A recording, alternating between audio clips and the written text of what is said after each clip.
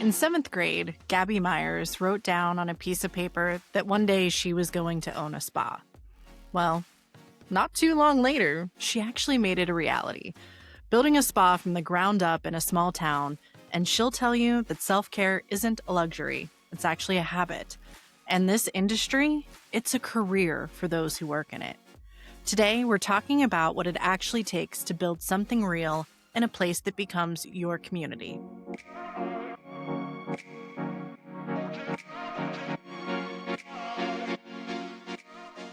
Hey everyone, welcome back to Motivation and That. I'm Natalie, your host, and this is where we take hot mess to high potential. Today I'm on with another one of our kind of Won't You Be My Neighbor feeling sessions episodes, and it's with the owner of a salon that, full disclosure, I go to. I get my nails done there, my hair done there, I've had face and skin and all that kind of good care there, and so I can actually endorse the quality of the services we'll chat about today, but it's going to be more than just talking about a salon in the sense that you think of salon. So Gabbi Myers, the owner of Bella Day Spa right here in Indiana, PA, is going to be chatting with us all about this self-care world, how you got started, how you got into this industry, how you're running the industry. It's going to be a great discussion. And if you're not in our general area, this is a great reminder to tap into the services that you've got in your community, because I guarantee you've probably got a Bella right down the road from you too. So Gabbi, thanks for joining today. Tell us a little bit about you. How the heck did you get into this industry in the first place and start to really build out what has now become a really kind of staple institute in our town? Yeah, thank you for having me for one. I'm excited. I love doing things like this to introduce self-care to everyone. A lot of people think it's just luxury and it's not. It's a little everyone needs a little bit of Bella in their life. So I actually came up with this in seventh grade. Long story short, I had no idea that my senior year, my guidance counselor was like, you need to fill out the same paper you filled out in seventh grade. So we're all, hurrying up and doing it, and they come to me and they bring it and it says, what do you want to do when you grow up? And it's like, I want to own a spa. And I put that in seventh grade and my senior year. And so I was like, that has to happen. So I grew up with really bad skin. God bless my mother. She started taking me to get facials at a very young age. So I didn't scar and things like that. So that's where the passion came from is I just enjoyed going and doing those things. So I was like, I need to bring that here to Indiana because we really didn't have anything like that at that time. So I just wanted to bring a little bit of what I loved to everyone else in the area as well. We have 28 amazing female employees. I also work alongside my husband, who is our nurse practitioner on staff. So he does Botox and filler, IV infusions. He kind of runs our medical spa side for me because 28 employees is a lot. So he helps me on that aspect of things. But yeah, so we love our community and we're going on 10 years in June. So that's super exciting. And we have our event coming up for that, our anniversary called Bella in Bloom. And it is on May 30th from 12 to 4 open house style, but we'll have other vendors that will be promoting as well as ourselves. Awesome. And I didn't know the back history, of how you probably had your first facial. And I wish Mhm. that my mom would have done that. I had Yeah. literally I was the pizza face kid for 3 years in my It school just wasn't photo. the norm for people to have that done. So I'm hoping we do a teen clean and I'm hoping it encourages, and we do a ton of them. So I'm hoping it encourages healthy self-care from a younger age because girl, I was using, oxy clean pads, nothing good on the skin until I got an esthetician. Yeah, and it is a confidence piece, and we're going to talk about that because one of the things you think about is, oh, it relaxes you, gets you rested, it makes you feel good about yourself. But to your point, the scarring piece, I mean, I have one, I can see it as we're recording right now from I just picked it nonstop for probably the whole year that it was there. But, it's a preventative service. So when we think about it, a medical component, let's let's just start by busting a myth with Botox, right? Botox and Dysport and all those other services are actually more preventative than they are Correct, and responsive if you use people them in are the right getting way. it done younger and younger, which is a good thing because when you relax those muscles, you're not making that motion that causes a wrinkle. Wrinkles are a scar. So in underneath the skin, it looks the same as a scar. So once you have it, it's very hard to get rid of it. So when you start younger on, just a routine and a habit of taking care of your skin, that even helps with preventing skin cancer as well. If you're routinely using sunscreen and things like that, not going in a tanning bed, and it just helps make a habit become a routine. So let's talk a little bit about what actually makes an esthetician, because I think that there are, again, some stereotypes, stigmas that are around, going Absolutely. into the beauty industry as a job. But you just dropped some science knowledge on me that I didn't know. So tell me a little, what does it take? So to be an esthetician, I did go to college first, but do I need a college degree to run a business? I'd say probably not. It's a lot of trial and error, but I knew from the time I was younger, I was going to esthetician school. Um, it's a 3-month program. That's it.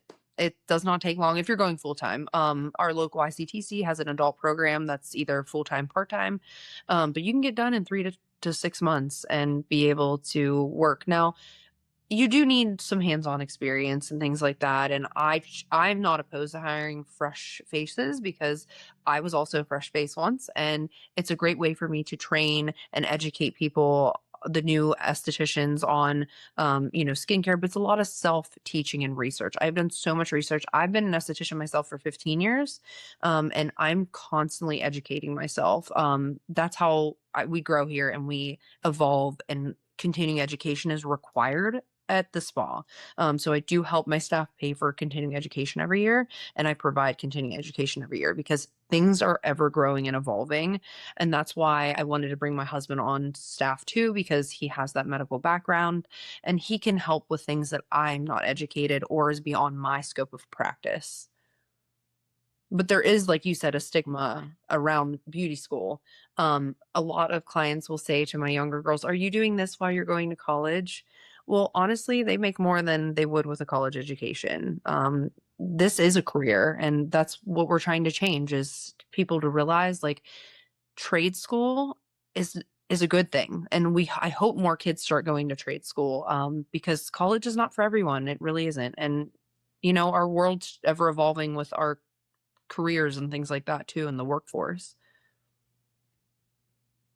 Well, and I love that point because if I could go back, I probably wouldn't jump right into an undergrad degree because it really Yeah, didn't right? pay Yeah. what I thought it would. And you can, in this beauty of education, right? You can go back at any time. You can get one of those degrees. There's so many more like adult learning components now, online courses.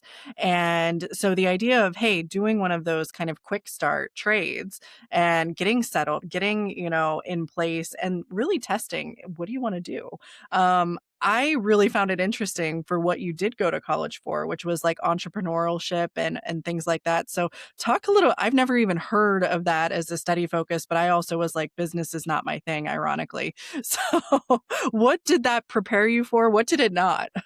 So, I didn't want to go to college, I'll be completely honest, but my parents had already set aside the money for me to go, which I'm so blessed that I don't have any credit or debt from college. Um, but there was only 2 colleges locally that had that entrepreneurship program, and I just knew I was a townie. I'm not leaving. I left for a little bit, came back. I just was a homebody, so my mom's like, "Let's shoot for IUP." In that now, I wouldn't say it didn't help me prepare. Like obviously I got to mature for 4 years and kind of get the basis of like the accounting, the background stuff that you need, the QuickBooks. I learned all of those things, which was helpful. And I had to write a business plan. You can't just start a business on a whim. It just doesn't work like that. Even though I did borrow some money from my parents to start my business, my dad made me create a business plan for him. They weren't just going to hand me the money. They wanted to know what I had planned for the next 5 to 10 years, and how I thought the profit would be and what the expenses would be. So I had to do all of that in school and also for my parents to be able to loan some money from them. And it was a good experience. I'm glad I did go to college to grow up. But I actually wish I would have went to esthetician school first so I could have worked as an esthetician through college. So was that business plan Bella, or was there an earlier iteration of it There was an earlier. I also was a personal trainer for years and taught group fitness. So I originally thought I might open a gym. So that in college, my business plan was a gym. And then I did make a second business plan for Bella later after college. So tell us a little bit about that development for Bella. So you have, on your mission statement, and I love it so much. You are enough, come as you are. It's safe to be yourself with us. And, really important, not only for female clients, but for male clients, because I've seen some guys getting their nails done in there, getting their manicures. And that's, again, something that you don't see all that often, but really important to say no one's going to judge you when you walk in here. Well, how Absolutely. did that become a part of the Bella idea and then the expansion of the services? I had very low self-esteem growing up. For most of my early adolescence, maybe young adulthood, and I never felt that I fit in everywhere. And so I always created a safe space for everyone around me to feel comfortable and safe and happy and whatever I could do to make them feel better. So I was like, when I create this spa, I know some people have this connotation of mean girl energy when they're going into salons and things like that. And I was like, that will absolutely not happen.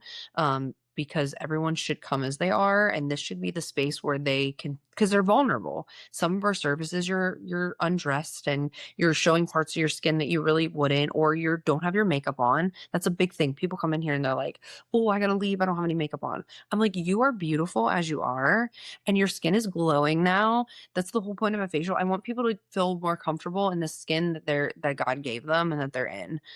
So that is my goal for even my staff, because I know I have younger girls here and we all are self-critics, but we're all beautiful in our own unique ways, and I think that we're all here to educate clients on that as well.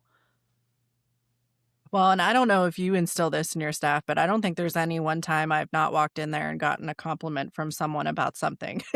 And it's like random things. It's like, "Oh my god, I love how your grays are growing out." And I'm like, "Well, thank you, because that's the point," Good. but it it is this moment of you're maybe not expecting it, and it's that little tip you needed for the day, and all of a sudden to the point of relaxing, you get in a space to be able to absorb those treatments. So what are some of the services? It's not just nails, it's not just hair. You have all kind of other stuff. So walk through what are the service offerings that make a really good day spa and like medical transformation service? Yeah, and I wanted to be a one-stop shop. So when we were in our old building, we obviously didn't offer as much because it was a smaller space. But I knew I wanted to create more jobs for more people in Indiana County and the surrounding areas. I have some staff that live in Greensburg and they drive here. I wanted to create an environment that it's worth driving to work for. And so we offer full skincare, waxing. I have 6 estheticians that do all of the waxing, the facials, skincare, cool sculpting, which is like a fat reduction. That's on our medical side. We do Botox filler, laser hair removal, some laser facials, chemical peels. We have a full nail salon, pedicures, manicures. We have a full hair salon as well. It's a smaller salon, but it's a boutique. We have 4 stylists, and they're all wonderful. We also offer full body massages that are not just your fluff and buff. It's also therapeutic. And one of our massage therapists works on athletes and things like that as well. So we do a little bit of everything because I wanted to have a one stop shop for our community. And the thing that I think is important is, some of these services are expensive at times, right? And it's Yeah, really an absolutely. investment in yourself. But your team is coached and curious kind of how maybe you go through, you've talked about your education to I hate to say not like take advantage, but if someone comes in and they go, "I want all this filler." I remember your husband sat me down. He's like, you don't know. He was like, here's the other options. Oh, and by the way, they were cheaper, so it was great because we don't know what's best for us in some instances and need to rely on the experts. So what's your approach to finding what's right for the people that are coming in for a service? I want to be trusted and respected in our community, and we will never do anything that is not right for a client, even if they want it. Just like some people come in with lip filler, and my husband will tell them no, because their lips are already too big or like they just don't look great. So he will recommend like let me start you over. I know you were going somewhere else and they just kept giving you, kept giving you, kept giving you. That's not what we're going to do here because you need to be balanced. He explains the symmetry of the face, how like you can't have huge lips and no cheeks. So, sometimes when people come in, they're thinking, oh, I need this done. He's like, actually, let's put a little in the cheeks to lift it up. And they're like, wow, I would have never thought that. So everyone here is trained to have a good consultation. That is a key to a good service. Because even with nail appointments, you may think that you want one thing, but our lead nail tech will say, you know what, I actually think this would be better. And they explain why. Not that they think it's better, it's the reasoning and the education that is behind that. So, for example, we're having a nail training coming up. It's something they're already trained on, but why not get better at what you're already trained on? My husband's a master injector. He takes every single course that is offered through all of our companies because why not get better at what you do so the clients trust you and know that they're not just selling you something to make money. That's not what we're here for at the end of the day. If a client comes in and they have a suntan, I'm not going to do a facial on them. I'm also not going to charge them for my time. I'm going to say, how about we come back in 2 or 3 weeks when your skin's a little bit less angry and we'll go from there. Yes, did we lose money? Absolutely. But that client, we could have injured them. So money's not everything at the end of the day.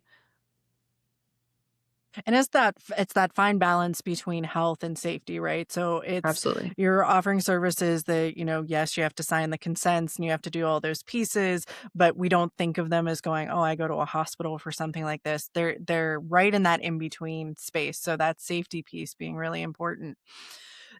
So you mentioned you have 28 staff, which is a big number of staff, and especially in a smaller community. But what is different between a spa that's in a community like this? Yes, we're a city town kind of thing. We have a university here. There's a decent population, but it's not like being in an urban setting. You're not going to one of the brand name kind of places that have these big areas or these very niche kind of posh setups in the city. What differentiates what you have here versus something like that would be in our sister city in Pittsburgh? I would say we have a clientele base that's like regulars. Like we have a lot of regular clients. Then in that, we create such good relationships with those clients. Like they celebrate our birthdays with us. We celebrate sad things too. Like we're there for each other, not just in that aspect. Same with my staff. Like we're just very close knit. I think it would be quite different because I did live in Pittsburgh for a while, so I had contemplated opening a location there when I was there. I just don't think it would be the same. I wouldn't have had the support that I have from everyone here that knew me and grew up with me. That I wouldn't have that in Pittsburgh. So I just think it's a little bit different. Same as resorts. So like we obviously don't charge as much as a resort.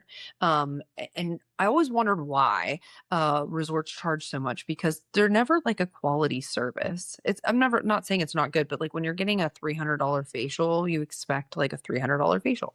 The last facial I got at a resort, the lady didn't touch me for 30 minutes while my mask was on, and I was like, this is weird because like when you're at Bella, you're getting touched the whole time and it's an $85 facial. And I think it's because they're not expecting that person to come back. It's a one-time thing. They're coming on vacation. They're coming to the area for just a special day. Our clients come regularly. Like our facial clients that are regulars come every 4 weeks. Our waxing clients come every 4 weeks. Our hair clients come every 6 to 8 weeks. It's a routine thing, and I think that's what sets us apart than the urban communities because there's so many options.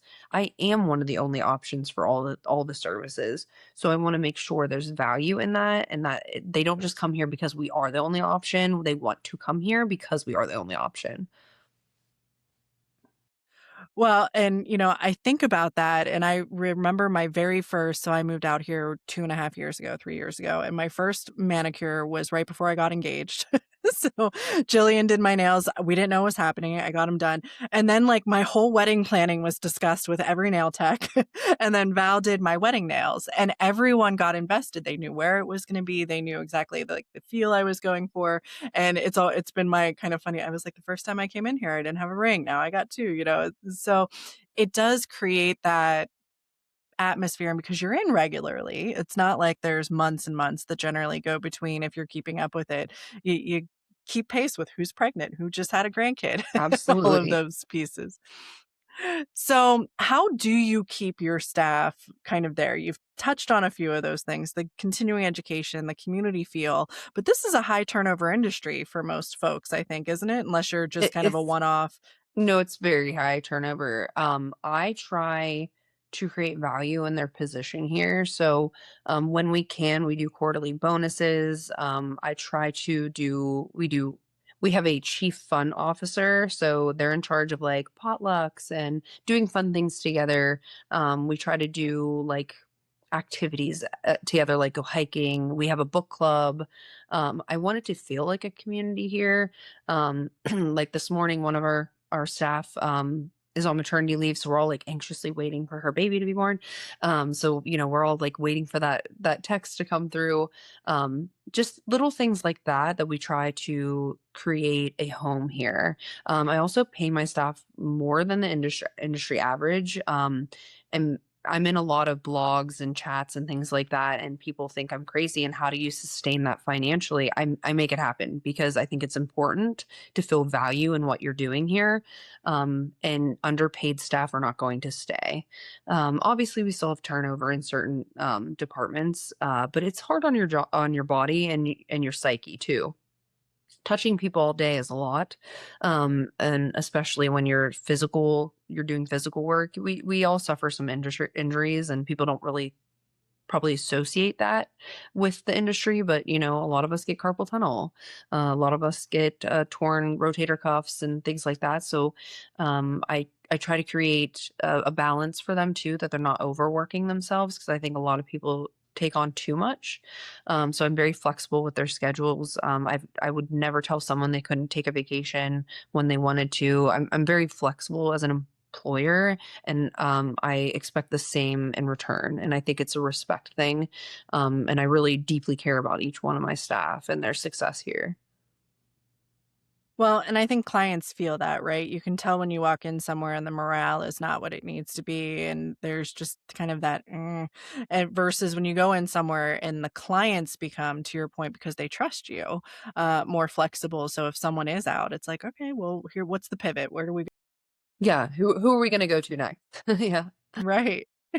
So let's talk a little bit about you and your experience and your balance and all of that. So the first kind of thing I have is like, what are some of the maybe lessons learned, mistakes that if you could go back, you're like, I don't know why I did that. Have you ever offered a service that didn't take off and you're like, well, scrap that, on to the next thing? What's that been like over these 15 years?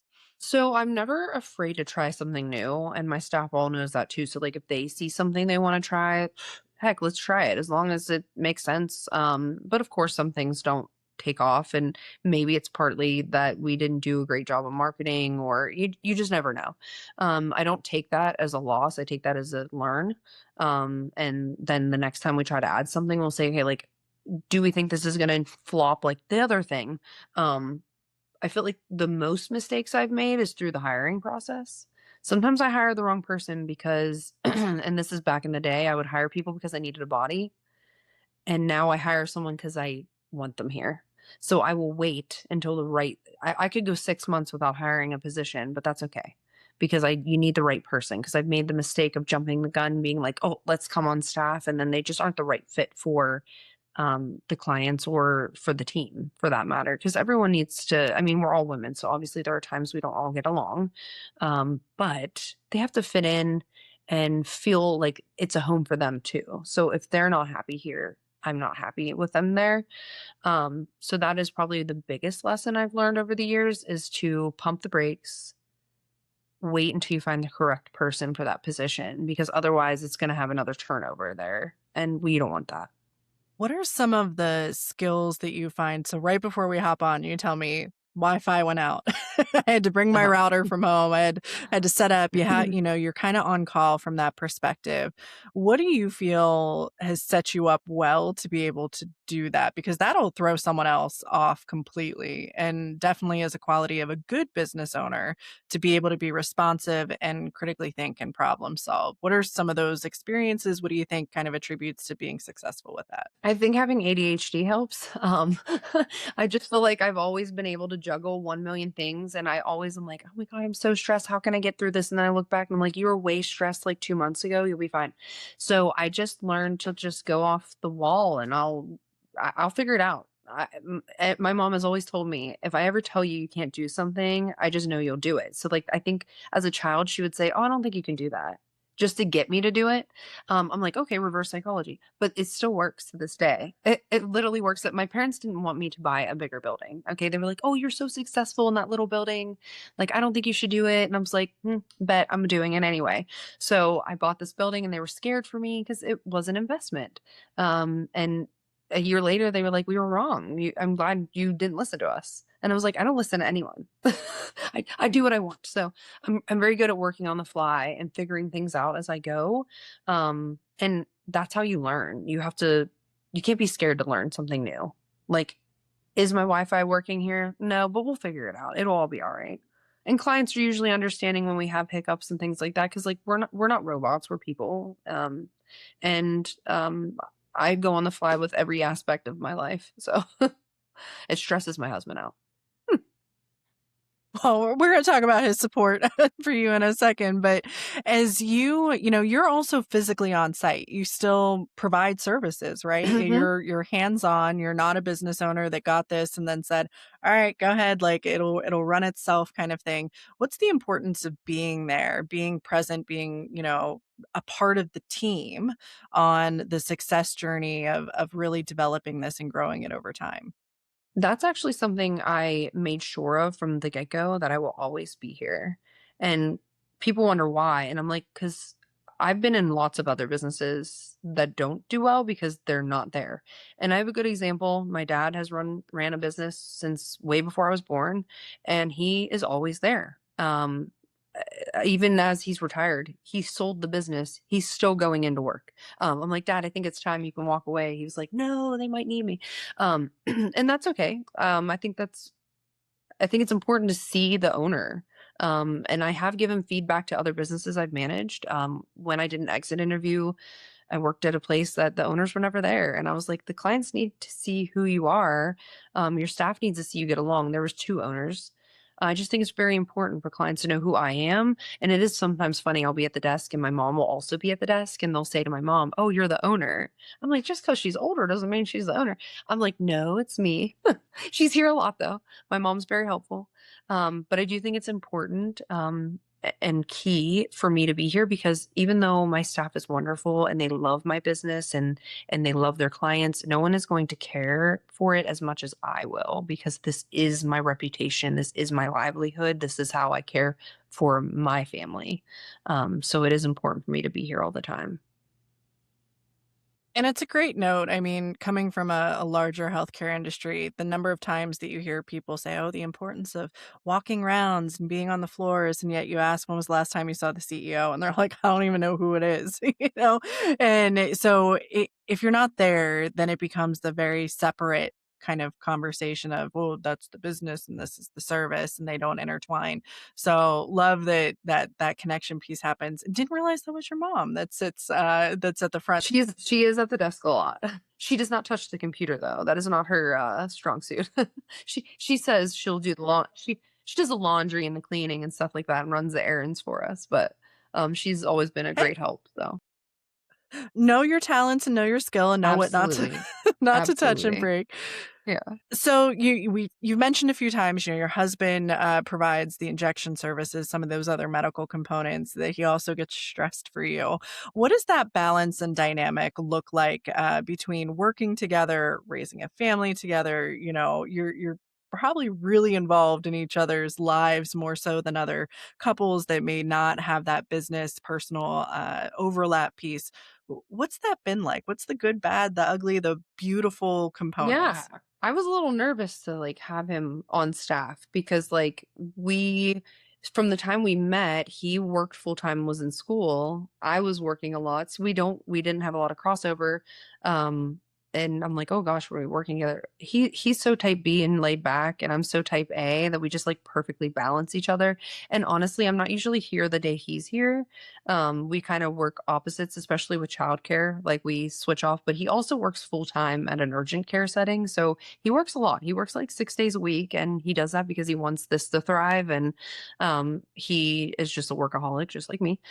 So that is also where we connect. But he runs everything here medically, like he orders all the things for me, which is so helpful because I don't know. I know about Botox and filler, obviously, but I don't perform the service, so I don't know what he needs.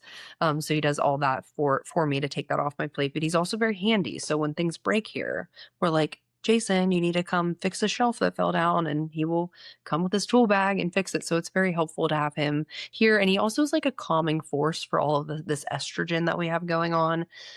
So he's good at like he'll listen. He will help with any issues the girls are having. He's a great addition to have on the team. And I feel bad for him sometimes. He has to deal with all of our hormones.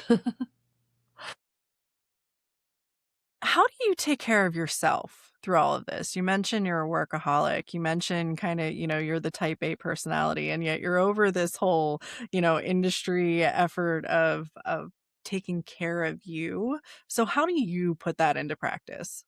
I'm not the greatest at it, I'll be honest. I'm always like, don't do what I do, do as I say. I do work out a lot. That is my like hour a day that I, even if it's just a walk, I do try to do that. I have recently picked up reading. That's why one of the girls started a book club, and I was like, you know what? I need to do that. So I joined our book club and I'm reading. But I'll be honest, I'm like the last person to get services because I have all the other things going on.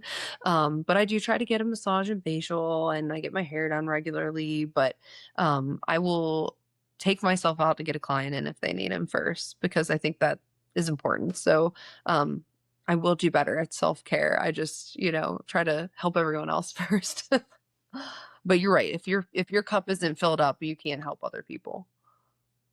Well, and people in healthcare are always the worst patients, so we know exactly how that is. When you're in it, you don't always prioritize it in the same way. Do the girls get nervous when they're the one doing the service on the boss, or they're like, "I gotta I get think the this right"? first time, like, cause like when I interview people, they have to do a physical service on me. Like they need to massage me, they need to give me a facial, they need to blow out my hair, whatever. Um, and I think that makes them nervous. But then once they get to know me, they're like, "Well, Gabby's so laid back. Like it's not a big deal." I love getting services. I always hop around to the different girls too because I don't want anyone thinking I'm favoring anyone. And I learn new things from them. Um, I really just do laser hair removal now, and microneedling and chemical peels, whereas I was doing all the facials and things like that. So it reminds me of why I started this, and it's great to connect with them because I'm not the person that gets a facial and I'm quiet. No, I want to know about their dog and their boyfriend, and I want to catch up because when they're in a room, I don't get to see them all day. So when I get a service, I get to catch up with their life too, and that's important to me as well. Yeah. So, how have you seen this industry change over time? We've had, since the 10 years that you've had Bella, a huge uh, push into the influencer world.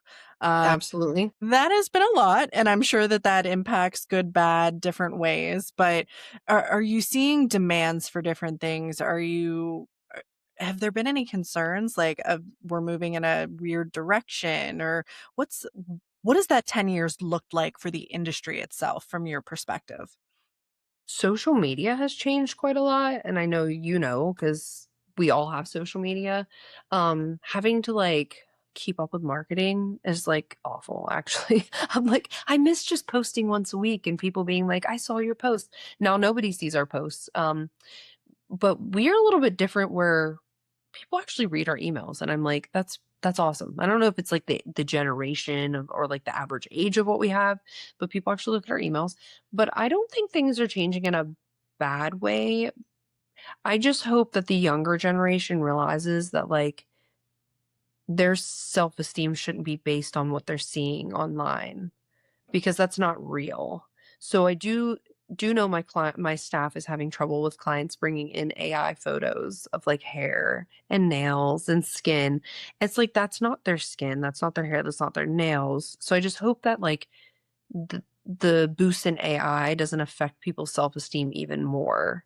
Just like the trend of everyone wants to be skinny and all these things, and it's like celebrities can be sometimes toxic. So I think us being real people with real skin problems, and they're like clients come in, they're like, oh, well, Gabby doesn't have perfect skin. I have good skin, but like, I don't have perfect skin, just like everyone else. So I hope the social media kind of dies down a little bit, in that aspect, but you know, people love seeing us do silly things on social media too. So I'm like, I guess I'll start being in TikToks. I don't know. So it is fun, but it's also like a lot. And you point I mean, so first it was filters, now it's AI, which is like, it's not even I mean, filters will change my whole face structure, but the idea of creating something from basic scratch that's based off of an imagination is very much as an illustration would be. And it's a great point about realism and putting that kind of back on the perspective that we take into any of those industries just for our expectation, honestly. Well, yeah, because there's a lot of pressure on a stylist to look at a photo and be like, I can't make that happen because it's not real. But the client doesn't understand it's not real. Like the older generation doesn't understand that like that's not a fake photo. Like they just think like, why I can have this color hair. I'm like, but your hair's black and that's platinum. We can't do that. Not today. Maybe eventually, but Yeah, and I it's a good gut check for all of us, especially because we all doom scroll, we all get into those components, but also a good reminder that if you're not seeing something in your algorithm, it's not because it's not there. There's all kind of weird things behind the scenes, so I know when we get to the wrap-up portion, you'll tell us how to find information on Bella for those that are interested, but it's important to remind and search and not just rely on what kind of is thrown at you either, because what you may need might not even be what you found just yet. So let's talk about a little advice for someone that might be thinking about this. You mentioned, hey, if you love this kind of stuff, maybe trade school is the right first step. absolutely. But you've also gone through this launching an actual business, moving the business, and you talked about a business plan being really critical. But what else, especially if we're looking in a community that we're in, right? So it's like we have a need for this thing here. What are the steps to really determine, can I do it? Should I do it? And would you have done anything differently? I honestly don't think I would do anything differently. I think God put me in a path that I needed to be in, and I kind of just went step day by day.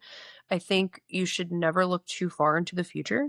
So I don't think about year 15. I'm thinking about now in the present and what the next month looks like. Because, for example, we had a really great quarter and then my AC went. So, there's $6,800 down the drain. You just have to be prepared. So when talk to younger people about like them wanting to start businesses, I always remind them that you one may not get a paycheck for the first 1 to 5 years. I've been very lucky. I've always had a paycheck. Um, you may be very slow. I mean, the first year I sat around and did not a lot of things, but I hustled. You have to go out and you have to want it. You have to find the clients. But I also a little blurb for the community, support your local businesses. Give them a chance. You might not have had a great first experience, but like it's a new business. This is their heart and soul. Try it again or give them feedback. We're very big on feedback. So every client that comes in here gets an email and I want to know the feedback. We text every new client the day after they've been here to make sure they're happy, if they have questions, concerns. And I feel like that's what sets us apart too, is we really want, and we will fix something. Like if you come to me and you say, Gabby, I really didn't like that this happened. And I'm like, oh my gosh, like, let's correct this. Because if I don't know, I can't make things right. So I think when starting a new business, you need to be okay with corrective criticism. I think a lot of people don't know how to take that, but I want to be open to that. Um, but yeah, I don't think I would change anything. I think you just have to take it day by day. and figure out what works best. But you do need to figure out if it can be profitable. Um, there's many, many business ideas I've had, and I haven't followed through with them because they're not worth it financially or my time. But it does take a lot of thought before you jump into something new. Well, and that idea of not looking too far out in the future, I mean, I just think back and I'm like, "Oh, you guys were open during COVID." We And sure I don't think were. anyone saw that coming, so talk about a pivot point, and I would love kind of how did you navigate that whole thing? Because that That massively was impacted. wild. Yeah. That was a wild time where actually my husband and I had discussed if the spa didn't come back and be successful, we were actually thinking about moving out of state. Just because we're like, why not? I mean, but actually the spa was so busy that that's when I decided we needed a new building. So I had been looking so we've been in this building, it'll be 4 years in August. I had been looking for 2 years after COVID for that 2020 to 2022 for a larger building because we were getting so many clients. I think because everyone was cooped up and they weren't getting things done that they were like, oh my gosh, like I need a YOLO, let me go do things. And as soon as we were allowed, but we took a financial hit. We were lucky to be able to get an SBA loan through like the COVID act or whatever, and but I lost all my inventory, all my back bar. We ended up having to repurchase about $30,000 worth of back bar products because they expired and they went bad. You know what I mean? So like when you're not using it, I never thought that would have been part of that whole aspect. And I had employees that didn't want to come back because they were making more at home. So that was something I had to navigate. But through the end, COVID was not a hindrance on us. It was for a little bit, but I always take things in a positive light. Like that was meant to happen. I was meant to stay at home with my toddler while I was pregnant. Early on, I was sick, so I was like, kind of was nice for me. I got to spend time with my little one while I was growing a baby, and came back, and no one knew I was pregnant, and I had a big belly. So but it was an interesting time to be alive, right? Yeah, and I was just gonna put that framing on there, so that was perfect. It actually showed an incredible opportunity, and maybe gave that push to do the risky thing that you hadn't really wanted to dive into previously. So it's nice to look back on some of those really traumatic moments and Very traumatic, yeah. all the silver linings that are hard to see Mhm. when you're living in it at that point in time. So, Gabby, as we move to kind of the wrap up portion of things, what you've mentioned kind of the 10th anniversary is coming up. So, what is in store for Bella over the summer? Where can we find information about it? And what should people who don't live here, because I've got listeners in other states and things, what should they look for in their community services if they're like, well, I can't come into Bella, but I want to do something, I want to support my local salon? So let us know those pieces and we'll make sure to get it all in the show notes too. So when you're looking for a quality salon, one thing that's big is if they have consultations because that means they care and they want to know what you're about and what you're looking for. Also, having paperwork. People get so annoyed that we make them fill out paperwork, but it is so important that we have it because I need to know everything about you before you even come in. That way we can give you the best service. And places that don't have paperwork might not be insured. So those are little questions you have to ask. Also, look at their Google reviews. We have a ton of Google reviews, and I actually have a lot of businesses reach out and ask how we get them, and I'm like, I don't know. We just get them. My staff is wonderful, and they're good at their job. And clients really, want to show their expression of their service as well. Um, as for where to find us, we are right on Philadelphia Street in our town. Um, it is called Heritage Run Road, but we also have a website, bellaspaandbeauty.com. On our specials page, we list all of our events that are going on, any specials we have. You can online book with us. We also have a Instagram and a Facebook where we post pretty regularly with our openings and our specials as well, and some fun little videos too. So, yeah, that's where you can find us. Awesome. And I know if you go on your Instagram, you can, if you see one of the hair posts or nail posts or things, you can usually the actual providers are tagged there. So then you can Yes, follow yes. them and get some of Yep. what they do. So talk about ways to find good ideas. That's a way to find really realistic, Mhm. good feedback. It's what I did for my hair with you all. So, Gabby, thanks so much for joining today and talking us through this. It's been a rapid fire quick kind of 45-minute discussion, but I think it's really important. This is an industry I didn't know a whole lot about, a regular utilizer, but maybe there's even more ways to tap into it to bring your real self to the table and enhance it in ways that make you feel good about it. So, any last kind of closing thoughts for the listeners?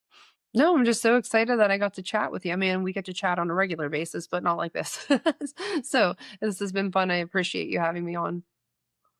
Of course. And if you're listening, make sure if you run into a business owner right in your town where you are, in a restaurant, in a service industry, have a chat with them. Learn a little bit about them, about what they do, about what that company or that business means to them. And I guarantee you, may make it feel even a little more close to home. So, Gabby, thanks for joining.